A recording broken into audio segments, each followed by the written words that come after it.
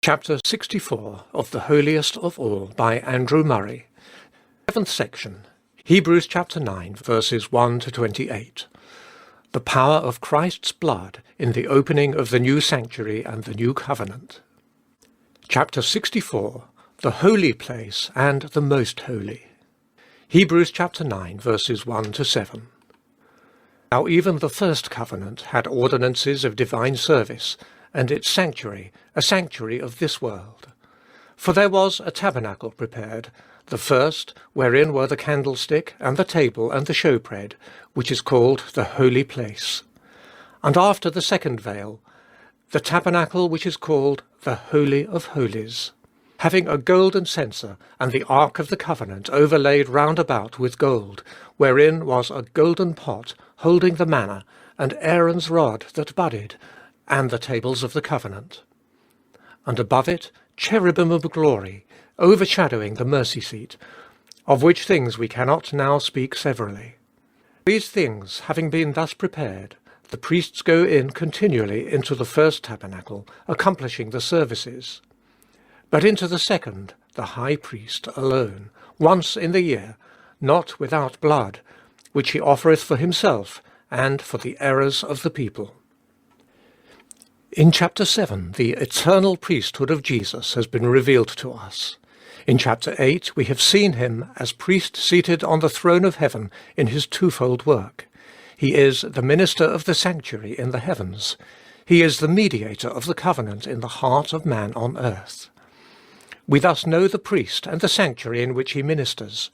We are now invited in this chapter to look at the blood which he presents and what it effects. The word blood has not yet been used. In this chapter we have it 12 times.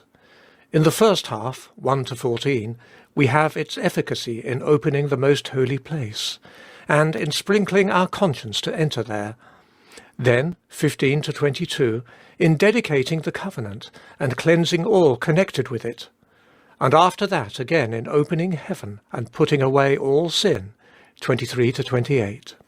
The first portion begins with a description of the worldly sanctuary, the tabernacle and its furniture, of which things, the writer says, we cannot now speak severally. Just as he said in chapter 8, verse 1, this is the chief point, we have such an high priest, so here too, in speaking of the sanctuary, he has one great thought which he wishes to press home. The tabernacle was so constructed by Moses after the heavenly pattern, as specially to shadow forth one great truth. In that truth lies the mystery and the glory of the New Testament, the power and joy of the Christian life. That truth is the opening of the way into the holiest, the access into the presence of God. We read, there was a tabernacle prepared, the first which is called the holy place, and after the second veil, the tabernacle which is called the Holy of Holies. The priests go in continually into the first tabernacle, accomplishing the service, but into the second, the high priest alone, once in the year, not without blood. The one thing the writer wishes to direct our attention to is the difference and the relation between the two compartments into which the tabernacle was divided, and the meaning of the veil that separated them. The inner sanctuary was called the Holiest of All, or, as it is in Hebrew, the holiness of holinesses. It was the highest embodiment there could be of holiness. It was the place where God most holy dwelt. His holy presence filled it. No man might enter there on pain of death but the high priest, and even he only once a year. In the holy place, separated from the most holy by a heavy veil, the priests entered and served. The truths embodied in the house thus made after a heavenly pattern were very simple. In the most holy God dwelt, but man might not enter.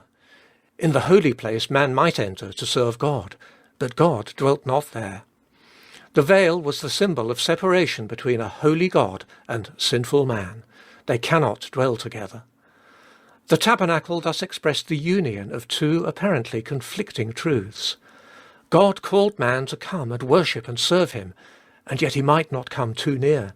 The veil kept him at a distance. His worship in the tabernacle testified to his longing for the restoration to the fellowship with God he had lost in paradise, but also to his unfitness for it and his inability to attain it. The two truths find their reason and their harmony in the holiness of God, that highest attribute of the divine being. In it, righteousness and love are combined. Love calls the sinner near. Righteousness keeps him back. The Holy One bids Israel build him a house in which he will dwell, but forbids them entering his presence there. The entrance of the high priest once a year for a few moments was a faint foreshadowing that the time would come when access to the holiest would be given. In the fullness of time, righteousness and love would be revealed in their perfect harmony in him, in whom those types and shadows would find their fulfillment. First and second tabernacles are the symbols of 2 degrees of the divine nearness, 2 stages of access to God's presence, 2 modes of fellowship with God, 2 ways of serving him. The one, to which the high priest had access only once a year, is the promise of what would one day be in Christ, the nearer, the more direct and immediate approach into the presence and fellowship of God. The other is the symbol of the service of God as at a distance, with a veil between, without the full light of his countenance. The one thing the writer wants us to learn is the difference between the 2 stages and the way by which God leads us from the lower to the higher. Of which things we cannot now speak severally, one by one. There is a time for doing this too. But when souls are to be led on into the perfection of Christ and his work, we must turn then from the multiplicity of truths to the simplicity and unity of one truth, that Christ has opened heaven. Let this be our one question. What has the heavenly high priest effected for me? I know what Christ has done. I need to know what he had to do. There was a holy place into which man might enter. There was a most holy into which he might not enter. The veil shut him out. And Christ's one work was to tear down that veil, give us the right and the fitness to enter, yea, to dwell always in that heretofore inaccessible place. The mystery of the rent veil, of the opened entrance into the holiest, is the one thing we need to learn.